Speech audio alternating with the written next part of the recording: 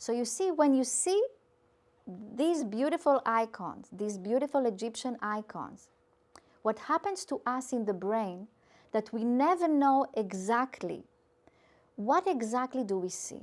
Do we see a picture? Do we hear a sound? Is there is a secret meaning to it, maybe a metaphor.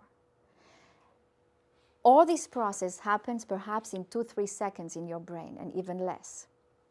But there is a game that you play between the meaning, the sound, and the picture.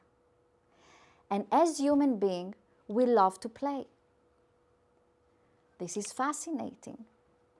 Why to write only arm in one way if I can play with 4 different ways how to read and write? And we actually go through the same path today. You see, when you write before and when you write for sale, you actually start using the same technique. Once you use the number 4 as a number, but you also like to use today number 4 only for the sound. The advertisement world is using it all the time. Why? Because it's fun. We are playing with the customer. This time, we are taking only the sound. And we feel the game, we understand the game, and we fell in love in the game. Now, what will happen next?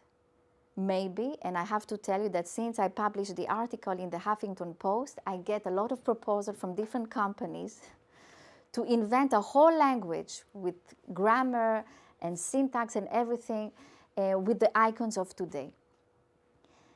People want to say, you know what, Galit, if they invented a language with their icons, let's invent a new language with the icons that we know today. This is a different story. But the amazing thing that the Egyptians did, that actually you can represent and say everything you want only with pictures. Maybe it won't happen. Maybe just a game that we like, but maybe we are not going to involve a different and a new language. And the question is today, how do we see the trend? I have to tell you that the last year, we have 55% more icons in the market that we had the previous year. The process of inventing icons is growing so fast in the culture that it's amazing to see. The second thing that happened, that suddenly in our text message, we like to put some graphics. Some maybe will use this kind of graphic on the left side, and some will use the emoticons, or the same smiley faces that we like to use when we want to express some emotion and attitude to the text. If you will have more symbols in your cell phone to put when you write a text message, how many of you will use them? You will use them. And why? It's fun. It's fun, it's fast, original. Sometimes your meaning isn't clear in an email or a text message. The tone is missing. So these can provide, right, like an extra meaning, to right? make sure someone knows you're kidding, or to make sure, you know, or if you're, for instance. Right. So it's fun, it's fast. I can express my meaning much better. Some will say aesthetic and innovative. We feel that we really use the cutting edge of technology today. It's time consuming. We saw the text message. When you see the length of a text message comparing to a traditional way to write English, definitely you see that you can, it's really faster. It's connecting people.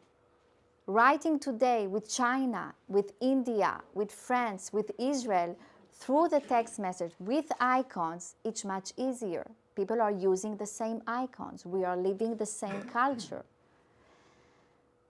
The interesting thing that it empowers the literate in a sense. You see, my mother taught me that if I'm going to write with spelling mistake, people will think I'm not educated enough. And we had this very, you know, strong education that you cannot make any spelling mistake. But today, I have to tell you that when you get a text message with no spelling mistake, nothing whatsoever, you feel, oh, this person maybe is a little bit bored. It's a different period today. When a person writes you a text message today, and when he writes you, and he omits maybe the O, and maybe the Y, and we will leave only the letter U, it's cool. You will not think that he is not so educated, right? So it's very difficult to know today, with this kind of writing, whether a person did it by purpose or not. Whether he wanted to say something about his attitude, his age maybe, or not. So it empowers the illiterate in a way. We are all equal in text language. What happens to us in the brain is really fascinating. You see, when you read a verbal sentence, there is a special area in the brain that can actually differ between an image and a verbal sentence. When you read alphabet, an alphabet message, a traditional way of writing English, you activate one center in the brain. When you read a message that is writing only with icons and image, you actually activate them both.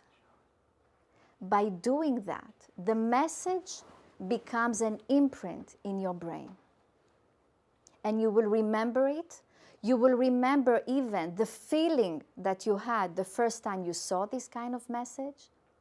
And it will stay with you for a long time.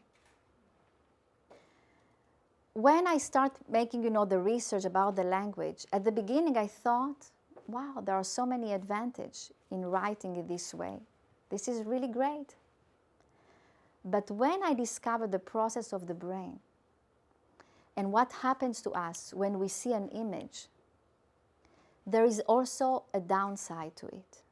You see, when you read an alphabet language, you are free to imagine your own pictures. When you read a message with pictures, you actually don't have the same freedom. You are manipulated by the picture that the icon designer actually did for you. So you have to know that when you read a message of icons and picture, you are letting, if you want, some of your freedom to think and imagine. Some will say we can use it for positive things. And some will say we can also use it for negative things. It's true. But you have to know that there is a manipulation when you see a picture like that. I'm working in hospitals. I will give you a good example, a positive example. What can you do with that? I had a project with Hadassah Hospital, although I had a project also with Shaare Zedek, I have to say, but it's not the same. When we actually wanted to reach some of the patients that couldn't read and couldn't speak because they were for about 2 months having tubes, respiratory tubes in their mouth, and we had to find a different way how to communicate with them. So they asked me to do a process, a pilot process with images and icons. And what we did, we took all the white walls that we have in the room, and we started to design some icons to explain them the process and the thing that need to do in order to get their breathing much better. And we created 3 icons. The first icon explained them their situation. The second icon explained them the things that they need to do. And the third one was the positive thing that will happen to them once they will do it. So there was one room with the icons and the other room had no icons at all. We saw a 25% improvement with patients that actually were looking at the icons all day, because that's what you do when you're in hospital in the bed. You don't have so much choices, so many choices.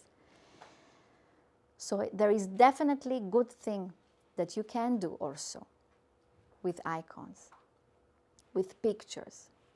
But we have to know that in the society today, with our kids today, with the fact that today everything is visual, everything is picture, everything is Facebook, we have to know that there is so much power in it, and we have to be very smart how to use this power. Thank you so much.